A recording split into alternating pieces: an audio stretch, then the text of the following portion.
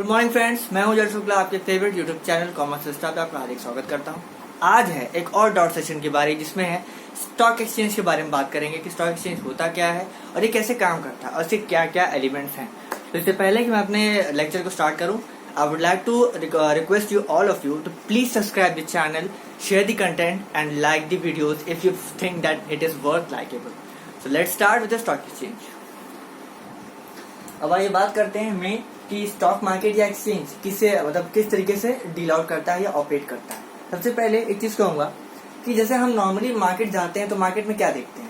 Market में भाई हमारे पास कई सारे सेलर्स होते हैं जिन हमारे पास ऑप्शन होता है कि हम किससे क्या लें और किस रेट पे लें। ठीक, मार्केट में एज अ कंज्यूमर बायर एक किंग ऑफ द मार्केट होता है। ठीक, तो वही किंग ऑफ द मार्केट यहाँ भी होता है। मेन कहने का मतलब है कि जहाँ हम नॉर्मल मार्केट्स में खाने पीने की चीजें और बाकी चीजें खरीदते हैं अपने पर्सनल यूज के लिए, यहाँ पे यानी स्टॉक एक्सचेंज पे वही सेम फंक्शन होता है, बस डिफरेंस सिर्फ और सिर्फ प्रोडक्ट का होता है। यानी यहाँ पे जो प्रोडक्ट होता है वो होता है सिक्योरिटीज।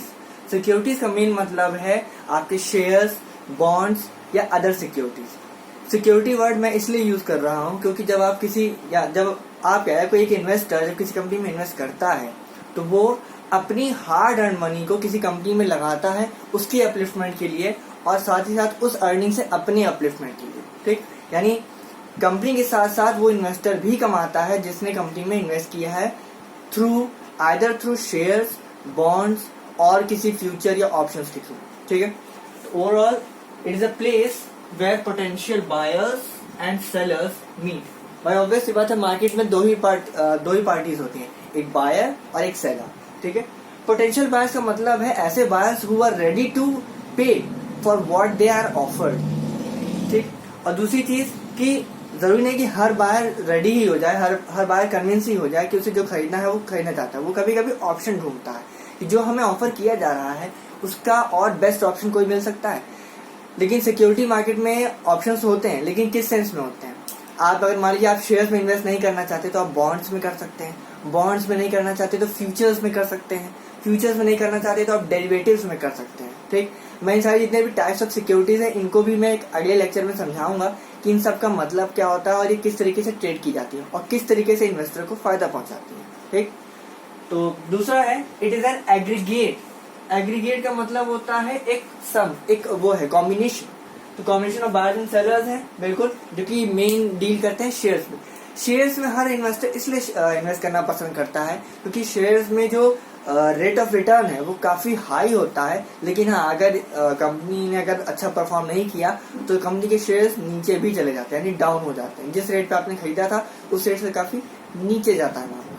खैर, हम उसको बाद में डिस्कस करेंगे।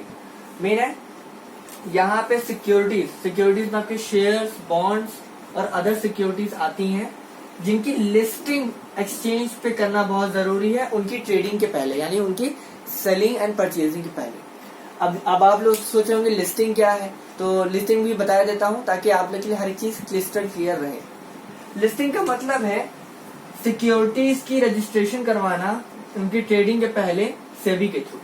मैंने अपने लास्ट लेक्चर में आपको सेबी के बारे में बताया था शायद, और आपको याद भी होगा कि सेबी एक एपेक्स इंस्टीट्यूट है, एपेक्स ऑटोनॉमस इंस्टीट्यूट है, यानी एक स्टैट्यूटरी बॉडी है जो कि जितने भी कंपनीज है, चाहे वो प्राइवेट हेल्ड हो या पब्लिक हेल्ड कंपनीज हो, यानी प्राइवेट कंपनीज हो या पब्लिक कंपनीज हो, उनकी सिक्योरिटीज को रजिस्ट्रेशन देता है ताकि वो स्टॉक एक्सचेंज पे ट्रेड की जा सके।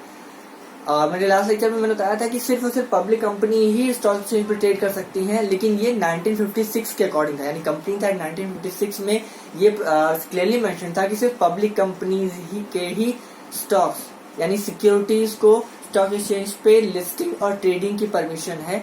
लेकिन अब जब कंपनीज एक्ट 2013 बन गया है तो इसमें प्राइवेट हेल्ड कंपनीज को भी अपॉर्चुनिटी दी जाती है कि वो अपने सिक्योरिटीज को इशू करके उसको सेबी से लिस्ट करवाएं, यानी उसकी रजिस्ट्रेशन करवाएं और फिर उसको स्टॉक एक्सचेंज पे ट्रेड करवाएं। ठीक है, तो overall listing means registration of security before their trading, यानी उनकी खरीद और बिक्री से पहले उनको सेबी से रजिस्ट्रेशन कराना जरूरी होता है। और ये रजिस्ट्रेशन इसलिए जरूरी है क्योंकि इसमें दो एस्पेक्ट है। पहला कि इन्वेस्टर को कभी भी कोई खतरा ना रहे इस चीज का कि उसके साथ फ्रॉड हो जाएगा या कंपनी भाग जाएगी या वगैरह सब कुछ। दूसरा चीज है कि ये सेबी का एक बहुत बड़ा पावर भी है और एक बहुत बड़ी रिस्पॉन्सिबिलिटी भी है कि वो इन्वेस्टर्स को प्रोटेक्ट करे हर एक तरीके से। क्योंकि पता चला हमने किसी कंपनी में इन्वेस्ट कर दिया, कंपनी रातों रात पैसा लेके भाग गई, उसके बाद इन्वेस्टर अलग परेशान हो रहा है, वो केसेस फाइल कर रहा है कि कंपनी जो है वो एक क्या कहते हैं फाइनेंशियल फ्रॉड करके चली गई है, हमारे पास हमारा करोड़ों का रुपया लेके भाग गई है, अब आप इसके बारे में तफ्तीश कीजिए। ऐसे कई सारे केसेस हुए भी हैं। आपने स्पीच एशिया वगैरह का नाम सुना होगा जिसमें लोगों ने इन्वेस्ट किया, खैर उसकी कोई सिक्योरिटीज नहीं थी।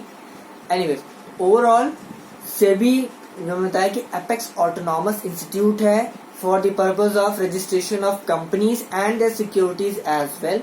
तो ओवरऑल सिर्फ इतना ही कहूंगा कि stock exchange is a place where जहां पे आपके पोटेंशियल बायर्स यानी जो विलिंग टू परचेज वाले बायर्स हैं वो और सेलर्स यानी उन कंपनीज मिलती हैं आपस में जो अपने स्टॉक्स यानी शेयर्स, बॉन्ड्स या अदर सिक्योरिटीज को चाहती हैं कि लोग उन्हें सब्सक्राइब करें। ठीक, जैसे नॉर्मल मार्केट है, यहाँ पे बायर्स एंड सेलर्स मीट करते हैं, आपस में मिलते हैं, बातें करते हैं और बिजनेस बात करते हैं, वैसे ही स्टॉक एक्सचेंज पर भी यही काम होता है। ठीक, अब एक चीज और बताऊंगा कि हमारे टाइप्स ऑफ एक्सचेंज कितने हैं, जो कि आपके लिए बहुत इंपॉर्टेंट है जानना, जिसमें है BSE, NSE, MCX and OTCEI। BSE NSE तो हम सभी जानते हैं, Bombay stock exchange, national stock exchange. MCX अभी कुछ 2-3 साल ही हुए हैं इसको इंट्रोड्यूस किए हुए। इसका फुल फॉर्म है मल्टीपल कमोडिटी एक्सचेंज। ठीक, और लास्ट है OTCEI। इसका फुल फॉर्म बहुत बड़ा है, आपको याद करने में शायद दिक्कत हो जाए। इसका फुल फॉर्म है over the counter exchange of India. इसका मतलब है यहाँ पे जो ट्रेडिंग होगी वो ऑनलाइन मोड पे होगी। ठीक है, यानी डिजिटली होती है। मैं इसमें आपको डिमैट अकाउंट के बारे में भी बताऊंगा कि डिमैट अकाउंट होता है, क्योंकि डिमैट अकाउंट इसी से रिलेटेड है, OTCEI से ही रिलेटेड है। ठीक, तो see you in the next session of this video. Hold on, अब आपके सामने रखा है मैंने टाइप्स ऑफ स्टॉक मार्केट्स, यानी या स्टॉक एक्सचेंज भी कह सकते हैं। मेन है पहला BSE, जिसे हम बॉम्बे स्टॉक एक्सचेंज के नाम से जानते हैं, जो कि बहुत ज्यादा पॉपुलर है। पॉपुलैरिटी इस वजह से क्योंकि ये बहुत पुराना स्टॉक एक्सचेंज है। इट वॉज फाउंड ऑन 9 जुलाई 1875। 1875 में इसको बनाया गया था। और दूसरा है नेशनल स्टॉक एक्सचेंज, जिसे हम NSE के नाम से जानते हैं।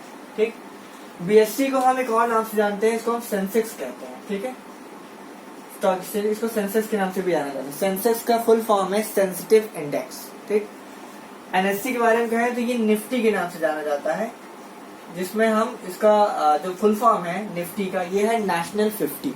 ठीक, NSE 1992 में बना था। ठीक है, और ये अपनी इंडियन कंट्री का इकलौता डीमैटेरियलाइज्ड इलेक्ट्रॉनिक एक्सचेंज बना था, सबसे पहला, और वो भी 1992 में। MCX है मल्टी कमोडिटी एक्सचेंज, ये 2003 में बना था। और लास्ट है OTCEI, over the counter exchange of India. इससे कोई एस्टेब्लिशमेंट ईयर नहीं है, मेन है इसने हमें डीमैट अकाउंट दिया। ठीक, यानी इलेक्ट्रॉनिक फॉर्म में ट्रेडिंग करने की फैसिलिटी दी।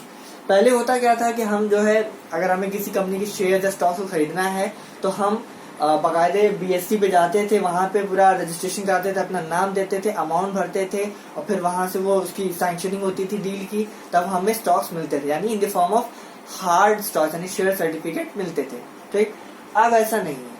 खैर अभी भी है कि आप हार्ड फॉर्म में भी ले सकते हो, लेकिन अब लोग डीमैट अकाउंट के थ्रू अपने स्टॉक ट्रेडिंग को ज्यादा प्रेफर करते हैं, क्योंकि ये आप घर बैठे भी बड़े आराम से कर सकते हो।